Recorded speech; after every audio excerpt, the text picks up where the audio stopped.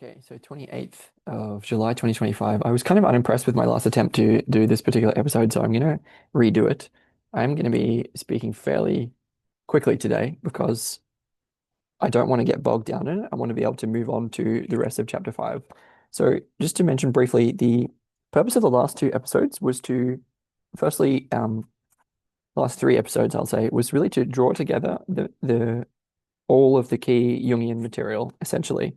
So we should understand at this point what is the transcendent function. This is essentially the process of individuation in Jung, the relationship between God and the soul, um, the um, rebirth of God in terms of the communion between the soul and the self in Jungian terms, the tripartite nature of the soul, the relevance of symbols to that process, the mediating function of symbols, and that should be clearly connected at this point with again, that quote from Maria Prophetessa, which I've been discussing.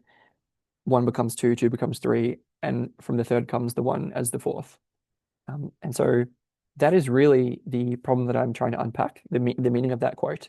So I'm talking about here about rediscovering a form of uh, symbolic language or shamanic use of dialogue, um, by, and I'm moving towards that, I hope, by using a Jungian lens. So this is the reason that understanding Jung is important. I've then tried to show that how an absence of that kind of, let's say, techne, psychotechne, that, symbolic language or shamanic use of dialogue, an absence of that was present in the original split, and how I gave a practical example of that, the original fall into history or split into from one into two, how using the example of stone tool making. So showed that I showed many of the qualities which go along with that particular cultural form, circa 3.4 million years ago, is the oldest evidence of stone tool use by Homo habilis sort of time. And so we can see from that point a need for sort of compensating innovations, and indeed compensating values, which I have also outlined. I will very briefly review the two lists that come from this stone tool making episode, but mostly what I want to do is clarify, firstly, across the three levels of society in terms of Marvin Harris, infrastructure, social structure, and superstructure, and across the four levels of knowing and the seven chakras briefly. So it will be clear what I mean by that in a minute. So what we're moving toward is, we can see here how the transcendent function was an instance of it successfully showed up in the original invention of stone tool making. We also saw how that resulted in a decline, a deep disruption in pre-existing religious forms. I actually haven't argued for that specific point yet, but I'm going to do that later in the context of Eliade and Neumann. The point is that it results in a key break from genetic to mimetic evolution and begins the process of the metacrisis as we know it, roughly speaking. And so to compensate that, we essentially need an anti-Ravelrose basis of coordination, which looks like a shamanically mediated symbolic language capable of reunifying the split between any pairs of opposites, which is which I'm attempting to reverse engineer essentially, but by working toward understanding this quote from Maria Prophetessa, which I've named. Now, if I can get organized, I will be using a quote from Jung to talk about the meaning, using extensive quotation from Jung that I mentioned in sort of 3 episodes ago, repatterning the self in the shadow of the med crisis. Firstly, I'm just going to briefly summarize, what were the values that were implied in stone tool making? Well, here's the ones that we already have. And so this is the sort of qualities that came out of this successful instance of the transcendent function that were already present, have been already present, and sort of overemphasized, let's say, since that point. Namely, the act of creation, an action, doing something. It's a splitting, dividing, or breaking activity. That it's connected with not having enough or not being enough, quality of not enoughness, inadequacy, or privation. It's it has its masculine values and perspectives, and it's a masculine kind of activity. Again, I argued for this in a different place. It's an inventing something new kind of activity. It has to do with creating potential or drawing down potential. It has to do with focusing on the objects. It has to do with focal attention. It has to do with an orientation toward the parts. This is all left hemispheric related stuff from McGilchrist. It has to do with an orientation toward what is hard, hardness of things. It has to do with modification or change of what is. It has to do with an orientation toward physical forms. It has to do with um, non-restraint or kind of impulsivity. Um, it has to do with a focus on the inanimate or not living nature of things. It has to do with the use of force, an orientation toward cultured forms, meaning the invention of new forms which do not yet exist but which are imagined. And it also involves an orientation toward the temporal changing nature of things as we modify them. And so this is all one half. This is a kind of a set of values. And I'm saying that there is this, so the act of stone tool making not only exemplifies a splitting process, but it is also the origins of a very deep split in, let's say, the human psyche at this point, because it does not in and of itself imply the presence and realization of all of the compensating side of all of the things that I just named. And so this compensating list, which I'm about to name, these are going to be essentially value based or design parameters for um, essentially reunifying, reintegrating everything that has been split and divided. So how do we bring things back into wholeness? Well, it's by an orientation to and realization of the kind of values that I'm about to name, namely an orientation toward the receptive rather than creative. Can we receive? A focus on non-actions or being rather than doing. An orientation toward joining, mending, reunifying, repairing. Again, where our speaking can split into dichotomies and our hands can break apart into many pieces, but our speaking and our hands can also join and mend and reunify and repair things. It's also connected with McGilchrist's story from the Kabbalah about how repair is a kind of archetypal or existential role for humanity in the cosmos. It has to do with feeling that we are enough or that we have enough, the sense of enoughness or fulfillment. It has to do with feminine values and virtues rather than the masculine. Again, I argued a bit more for that in the relevant episode, which is, I think, I don't know, one or two episodes ago, I'm not sure. It has to do with inventio, by which I mean rediscovery of what is old. It has to do with this quality of unveiling or unconcealing in the sense of aletheia, rediscovering what is already here rather than inventing new forms.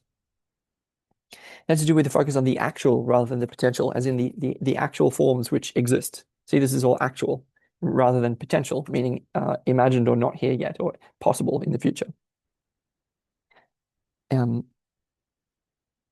Has to do with the focus on the subject. So where stone tools are sort of focusing very much on hand-eye coordination to do with objects, there's a compensating focus on or orientation to the who is the we call subject that is going into that activity or any other activity, if that makes sense.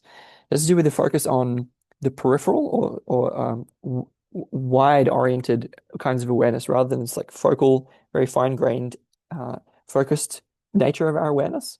So again, practices, techniques that involve an orientation to the context rather than the content, to the again to the implicit rather than the explicit, to the surroundings rather than the direct center, to the circumference rather than the center of the target. It has to do with an orientation toward wholes rather than parts. So how things rejoined or reunified into one whole or into wholes rather than broken down into many parts. So it obviously relies on right hemispheric functions and ways. And again, look for a summary of McGilchrist's work to learn more about that. It has to do with an orientation. Again, this is design parameters for what we're looking for. And it has to do with looking for what is soft. Both in terms of in the external and the internal worlds, rather than what is hard, as in stone tool making is it requires hardness and involves manipulation of hard things.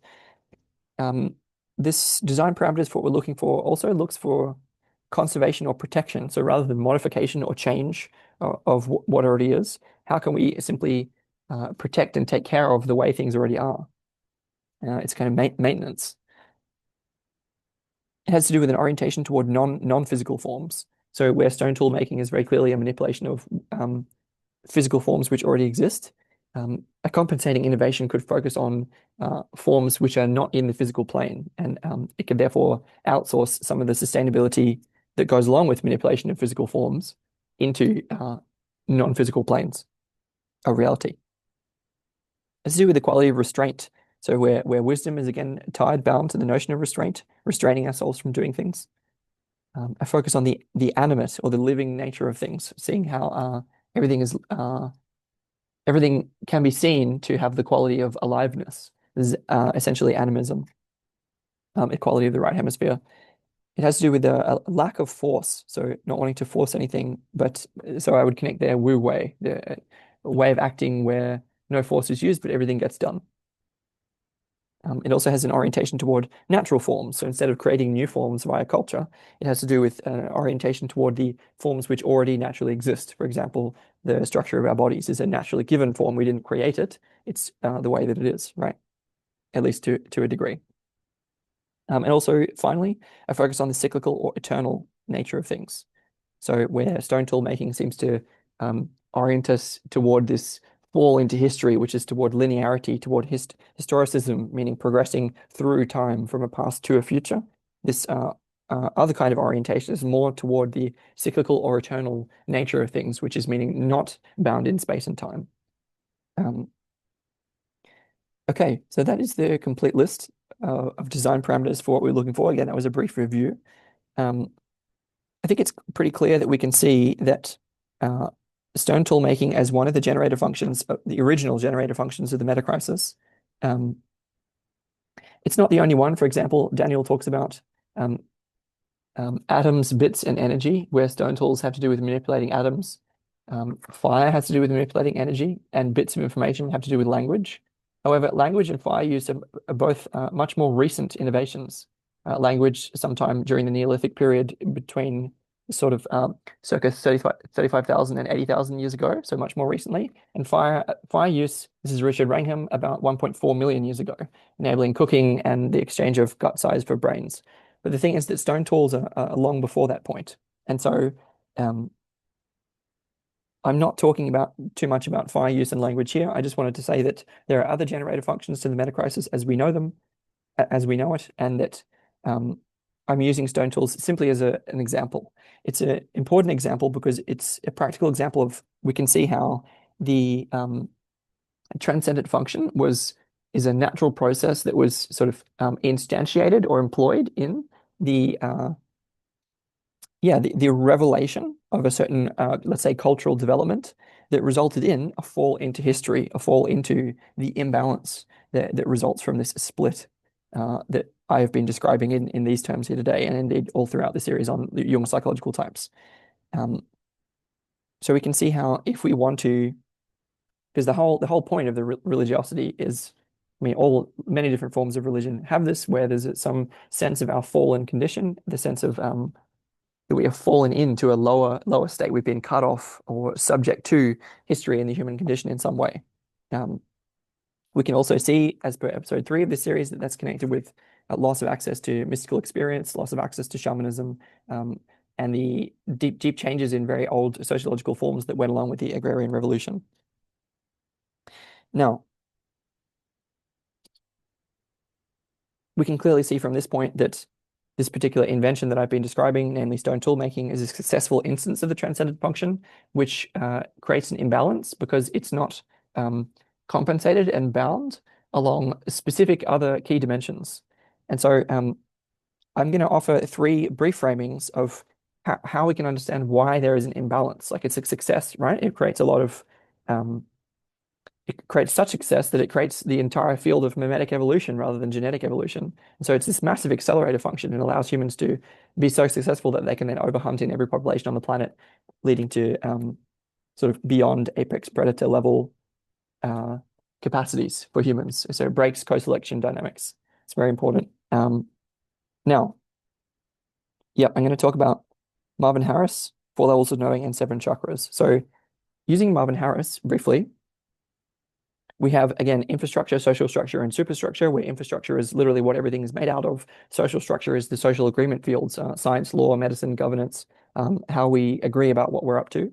Um, and then the superstructure, which is essentially culture, philosophy, guiding values, religion, spirituality, etc. What's the good life and how do we live it? We can see, as per Daniel's example of the plow, this is from that's from his series with Nate Hagens on the Great Simplification, that when there tend to be techne, inventions of techne, meaning technology tools in physical, for example, the plow, that they condition and yes, structure from the bottom up, from the infrastructural level, and they condition human behavior, human psychologies, human cultures, human religions as well, where they all went from animistic cultures to essentially agrarian, Skyfather type patriarchal religions. It's essentially, that's not the origins of the meta crisis, but it was an important step in it. We can see there that there's a correspondence between the impact of the technological development of stone tools circa 3.4 million years ago and the technological development of, for example, the plow and other inventions like irrigation that went along with it circa about 12,000 years ago. So it's the same kind of problem, meaning that there is not only a lack of orientation to the values that I named in the second list that I just described, but also a lack of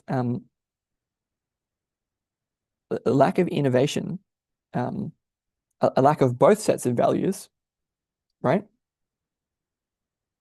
So again, in these two lists that I've created, it's not that one list is bad and one list is good. It's that they're both awesome, right? It's just that if you want to emphasize one whole half of the set of values, you also need to emphasize the other whole half of the set of values. And so what I'm articulating there is not only that the existing inventions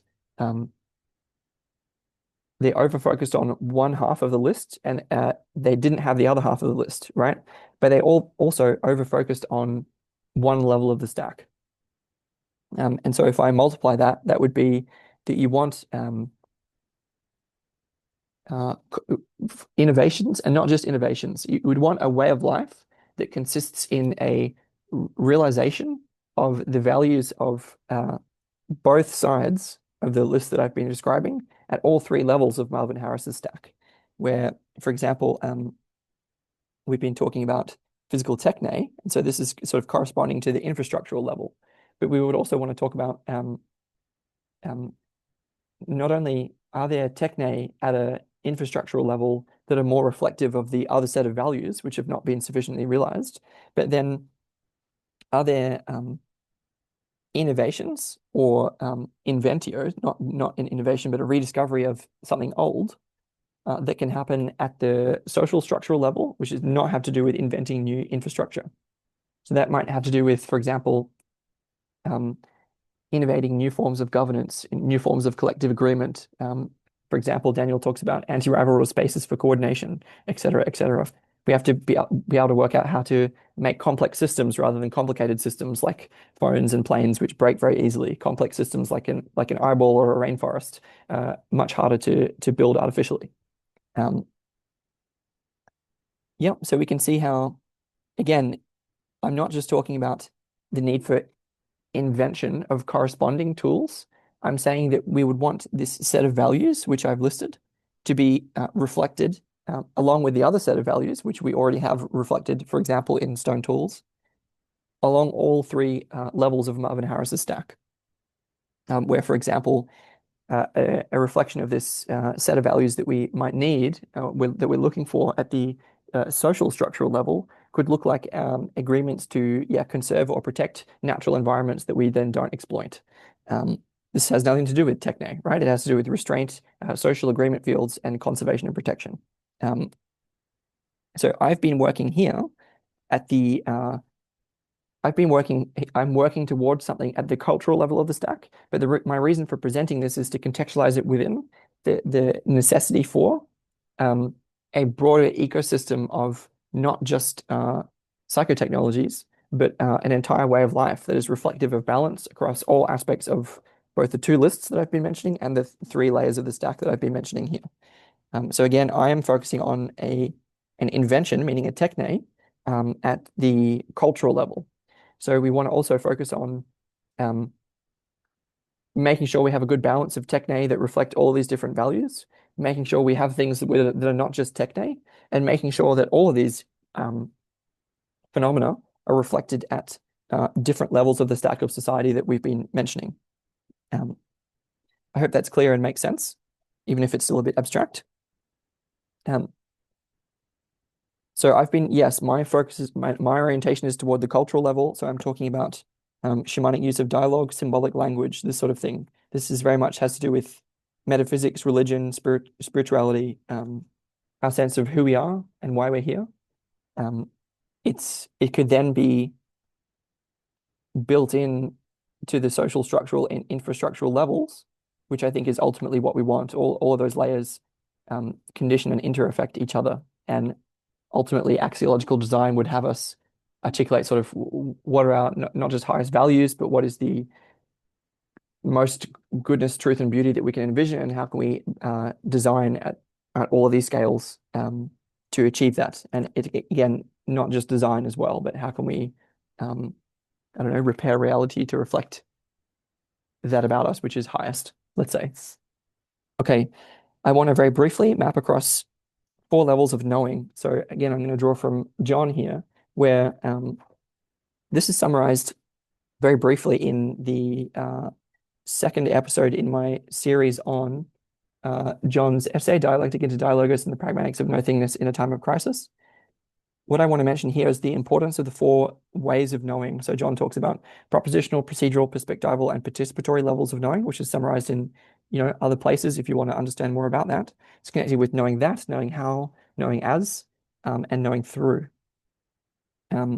What's important for us here is that those levels are also connected with different senses of realness, namely truth, power, presence, and attunement. I'm not arguing for this at the moment. I'm simply stating that it is the case. Now, there are Greek terms that correspond to each of those senses of realness, which I just named again: truth, power, presence, and attunement.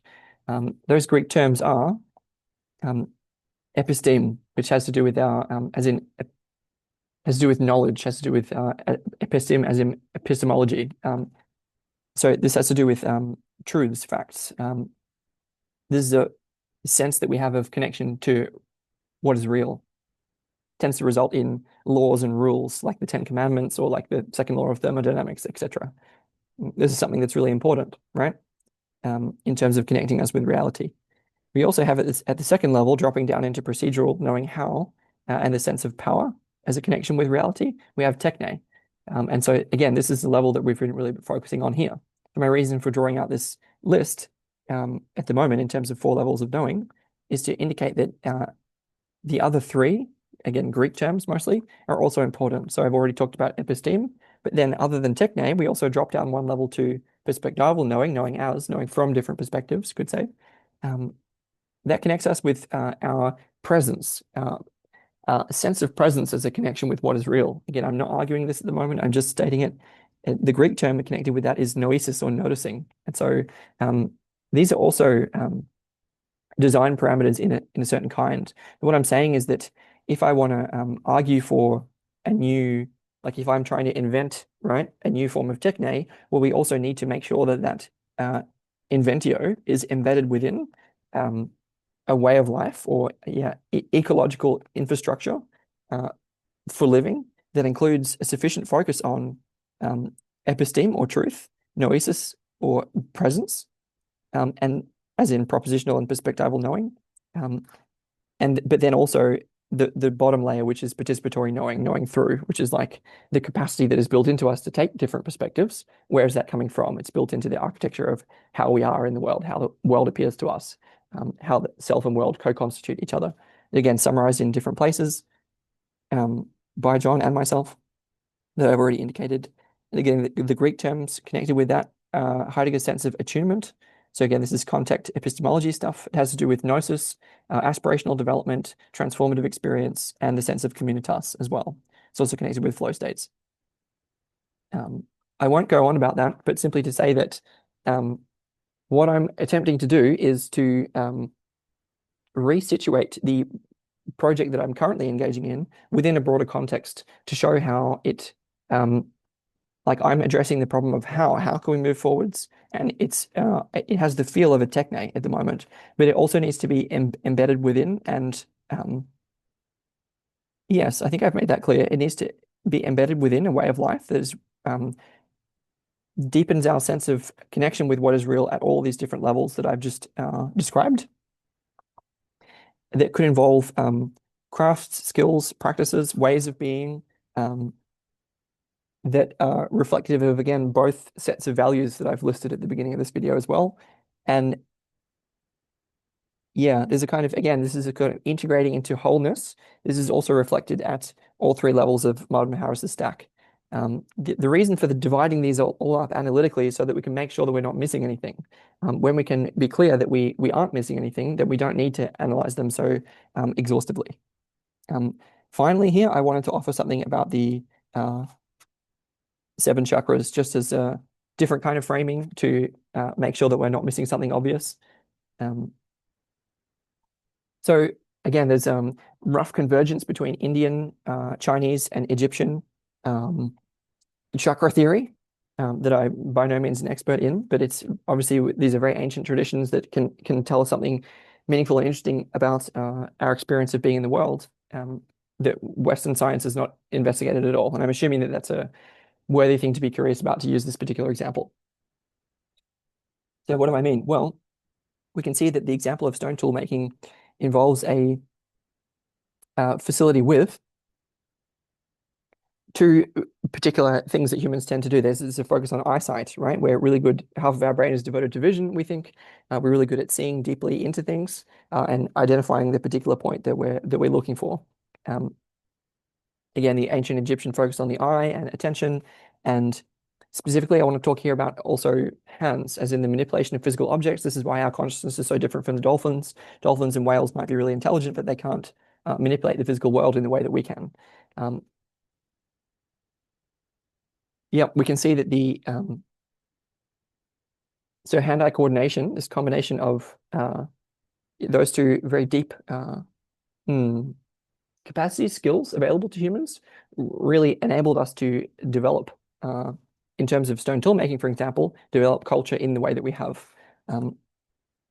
Now, I want to make sure that we can see that that corresponds with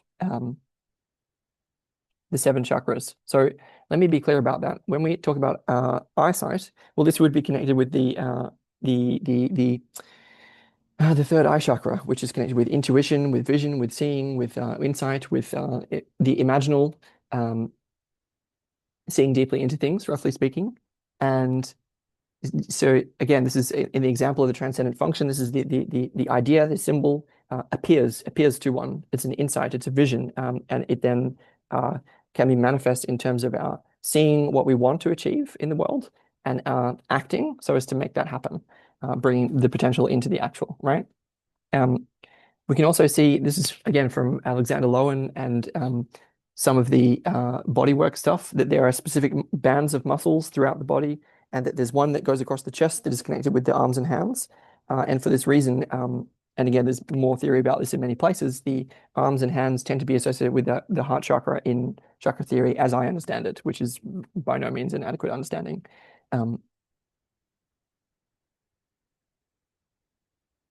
Yep. And so then we would want to see, okay, if we got kind of this over focus on hand-eye coordination, which is connected with, as I've just articulated, the third eye chakra and the heart chakra, what about the other five?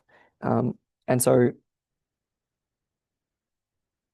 to briefly review that, we could look at what are the key human in sort of qualities that define or distinguish us at each of the levels that I haven't yet named. Again, we talked about use of the hands as connected with the heart and use of the eyes as connected with the third eye.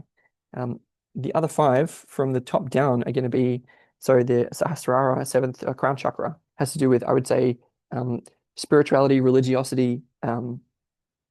So this is like the meaning and significance of existing, right? We have a sense that we're connected with something higher than ourselves. This is, again, religiosity is a human universal and we tend towards it. This is something that in chakra theory is connected with this energetic center and which is maybe uniquely available, or humans are in some way uniquely predisposed towards it. Um, moving down from the top two, we come to the throat chakra, and so this would obviously be connected with this sort of activity, like speech, the shamanistic use of the logos, for an example. Obviously, language has been critically important capacity for humans for a long time. Um, Moving down one, I can clarify with the heart chakra as well that there's a connection between the use of the hands and the use of fire. So where we can understand that instead of just burning our hand and running away because fire is always terrible and evil, right? We understand that if we can relate with fire as a transforming substance carefully and in the right way from out of the heart, let's say, then it can actually serve as a way to warm us and cook our food and etc. And it also requires obviously use of manipulation of um, sticks and things to light a fire, essentially. Um, Moving down again, so the solar plexus chakra, this is connected with the will, ego identity, with self-transcendence, it's with self-determination, it's with this sense of masculinity connected with pyramids. And the number three, its importance here is that humans seem to have a self-driving, they have a free will, they have a choice to delay gratification, for example. They have a way of determining themselves in the world, which is not necessarily as available to um, other animals and other forms of life. Okay, moving down very briefly to sacral chakra and then root chakra. Sacral chakra, we want to see how we have a unique, sort of emotionality. So emotions and feelings are very much emphasized in humans. We have a more developed I mean, I think this is fair, and I'm not trying to. When I say more developed, that sort of leads into this humans are the apex of the world kind of philosophy, and that's not what I'm trying to say. I'm trying to articulate that we have a unique role, and the way to imagistically map this is that each form of life can be the apex of a particular pyramid, but also be a node in a fractal network at the same time. So this is a mapping of triangles onto circles kind of model, where roughly you had modernism saying it's all about hierarchy, and then postmodernism saying it's not about hierarchy at all, and neither of those solutions seem to actually work. And so this mapping of this triangle onto the circle is designed as a way to ameliorate that. Anthropologically, it looks like rotational leadership, for example, but I won't go into that here. You can look into Jamie Wheal if you want to learn more about that. But at the moment, what we're looking at is the human emphasis, so the unique human capacity for feeling and emotion that we could in some way perform a unique role by enabling our capacity to feel, to experience. Um, for example, by feeling the pain and suffering of the world, not just our own pain and suffering, but allowing the pain and suffering of existence itself to pass through us. This is very much connected with the sacral chakra. Finally, in terms of sexuality, we can see, as per, again, Jamie Wheal and the horned ape hypothesis, for example, that there is a deep neuroanatomical interlinking between um, uh, the neural architecture associated with transcendence, mystical experience, and with sexuality, where sexuality not only allows people access to mystical and transcendent states, which are important for sustainable community for reasons that I won't articulate right here, but also that um, we're one of the only species that focuses so much on um, yeah, sex that doesn't have to do with just straight reproduction.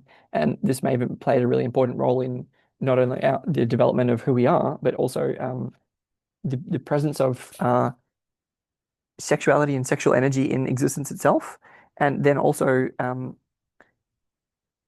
may have contributed significantly to the development of higher cortical capacity, meaning increase our brain size, essentially. That's connected more with stoned ape hypothesis in other places. I won't do that here. Simply go down to the root chakra and say that this one is for me the trickiest. What is unique about human, let's say, rootedness, groundedness? What's uniquely earthy about man? And I think what I want to connect with is that we have a unique capacity to notice and appreciate the value of the earth itself. And by that, I mean also the body, I mean the unconscious, I mean everything that we rely on and depend on, everything that we stand on and walk on, um, everything that's implicit. I think there's a certain unique capacity that humans have for honoring that. And I think Hmm. I could connect this, for example, with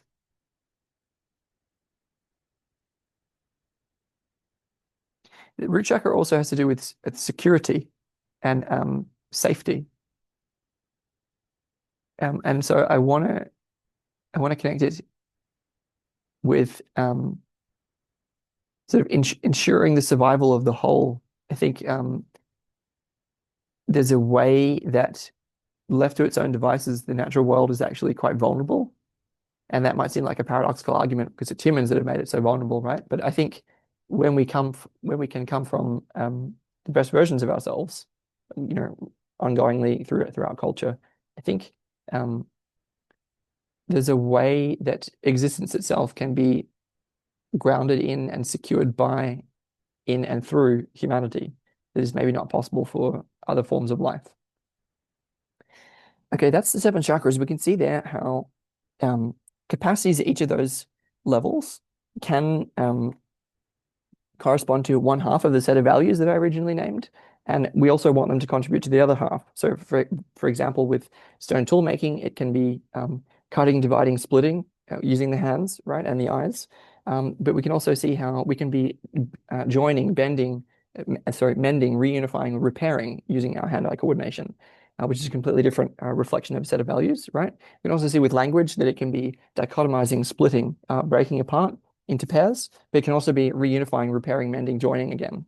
Um, so I won't go into it here, but I could make arguments as to how capacities at each of those seven different levels um, could be and should be reflective of values along both sets that I've named.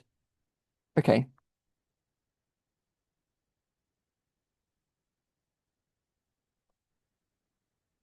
and I think that will do. This is feels like a very good summary of, yeah, the design parameters of what we're looking for that situates the uh, let's say, cultural innovation that I'm attempting to reverse engineer.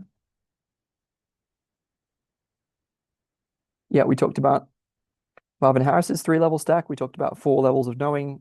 We talked about the seven chakras. We talked about these two different sets of values, all as roughly design parameters. And again, Daniel has talked in other places as I have about like there are certain design conditions for sustainable human community. We're not only moving to um, intentional communities and co-living sort of experiments, moving out of cities as per Jordan Hall's Civium project and towards relocalizing, retribalizing kind of way of living. But then we also need not only communities of practitioners, but also ecologies of practices, some of which I've the design parameters for which some of which I just laid out, and then viable worldviews, which I won't talk about in this context. Worldviews, if you like to know, are really connected with a sense of identity, with a sense of belonging, with a sense of place, which are mostly focused on participatory knowing and attunement and gnosis, sort of being embedded in place, the law of the land, this kind of qualities. I won't go on about that here, but I want to mention a couple of other um, design requirements for sustainable civilization for humanity. So we need a basically anti-rivalrous basis for coordination. So this is some of the, again, by anti-rivalrous, we mean essentially sort of in the same way that when you go to the gym and build your muscles, then they grow back even stronger, sort of anti-fragile, right? A bone grows back even stronger after it's been broken, this kind of thing. And so anti-rival was basis for coordination, where so much of the problem in the world is the meta crisis is essentially splitting apart into separate identities and the conflict that our awareness of the separateness of that ego implies. And so to have anti-rival spaces for coordination, again, this is why we're talking about a applied use of shamanic dialogue, and a new or old form of psychotechnology capable of sort of ameliorating any conflict, resolving any split between opposites. Um, this is very much in the direction of anti-rivalrous basis for coordination.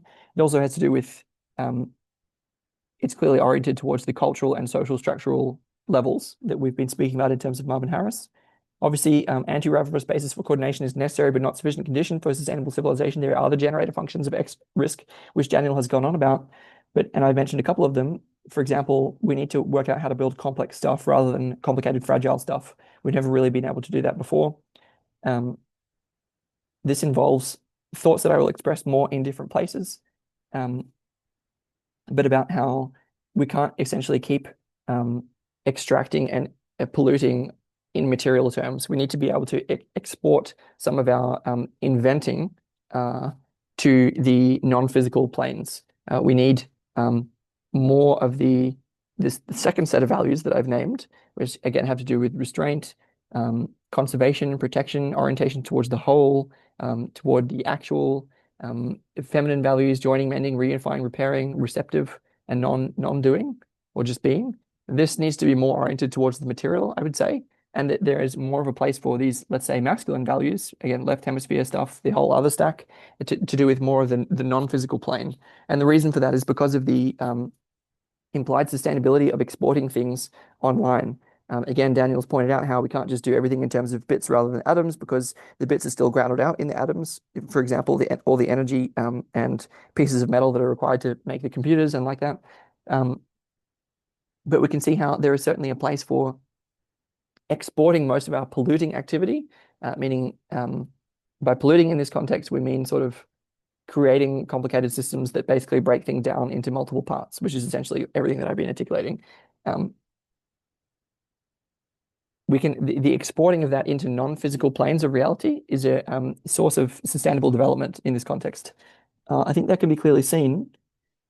Yeah, we also have to sort of not exploit all exploitable areas, according to Daniel, meaning this is sort of we need to really emphasize this sense of conservation and protection. You know, the Earth in 1820, this is Jamie Wheel stuff. In 1820, it was maybe able to support a billion humans tops, but now there's like you know, as per microplastics and heavy metals and endocrine disrupting chemicals and you know the nine planetary boundaries framework and dropping insect biomass and you know sort of the whole ecological crisis as well as the whole cultural crisis, geopolitical crisis. You know, this is a meta crisis, right? We don't have the capacity for as many humans.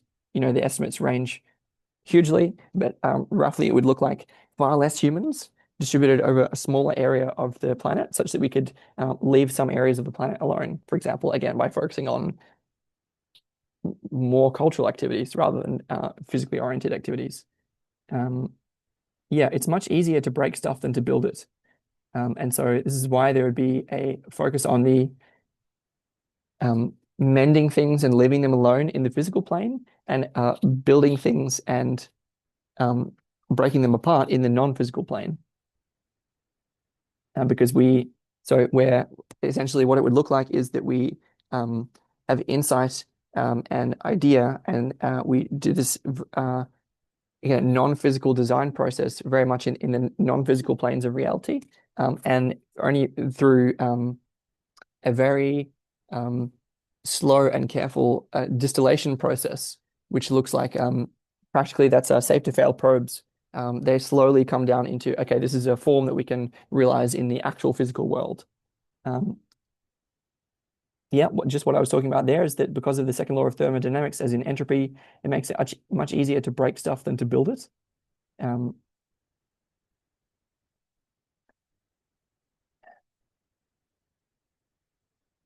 It's much easier to break stuff than to build it. And so in order to that's also complex versus complicated systems, where the complex systems that we see in the natural world, like these human bodies that we've been given, they were developed over a process of evolution that took an incredibly long time. And if we just use up all the soil, it's not going to regenerate immediately, right? In the same way, if we use all the metals to make a whole bunch of cars, then it's not necessarily easy to recycle it all at once, right? It's much easier to build stuff which breaks apart. Yeah. And so the idea here would be that if we can export most of our complicated design tendencies into the non-physical spheres, that it would be easier not to break stuff in physical 3D, because there would be a slower design process to sort of work out using red teaming, yellow teaming, purple teaming, as articulated by Daniel in Development in Progress, the essay, how innovations, new forms can be uh, tested to make sure that they're viable in for reality itself before they're built into uh, physical 3D. Um, then finally, we also have yeah, it's much easier to break stuff and build stuff from an information theoretic perspective. And these are taken from Daniel's interview with Jim Rutt, if you want to look at that. Um, on Jim Rutt's show, we tend to, yeah, the way that we tend to solve problems tends to create worse problems. And so again, this is in the sense of the way that we're perceiving things and the way that we're speaking into things, the way that we're then acting in the world. All of these are contributing to the left-hand column of the um, scale of values that I was naming. And when we haven't really been able to reflect our perceiving, speaking, and acting in terms of the other set of values that I was naming. Um, Yep. So we tend to define the problem in any too narrow way. So um, again, when I talk, for example, about this intention, let's say that I have to reinventio an ancient form of shamanic dialogue. I talk about discovering a key to the language of one-heartedness, blah, blah, blah. I won't go on about it now, but the point would be if it can be defined, actually, then it can be gamed. If it can be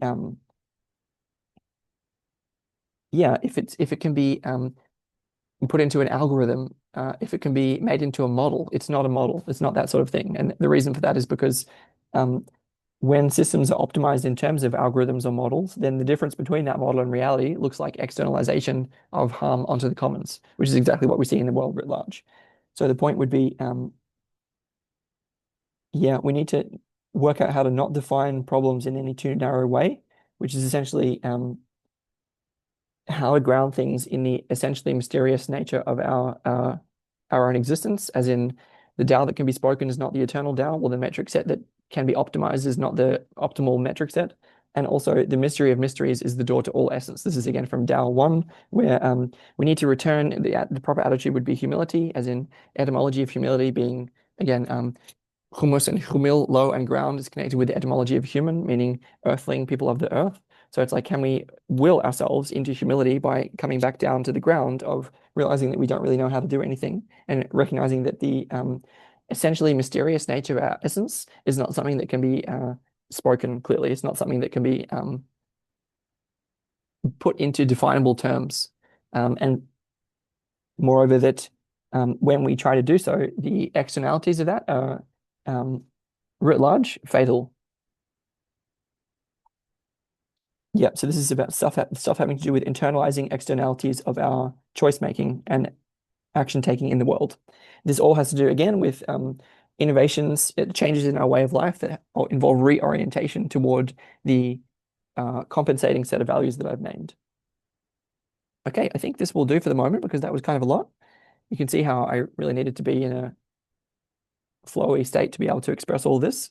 What we're going to be doing furthermore is moving into some quotes from Jung and deeper into the problem of 3 and 4 as an expression of how, yeah, how this reinventio of a process of shamanic dialogue of which I'm speaking could fit into this broader framework that I've been offering.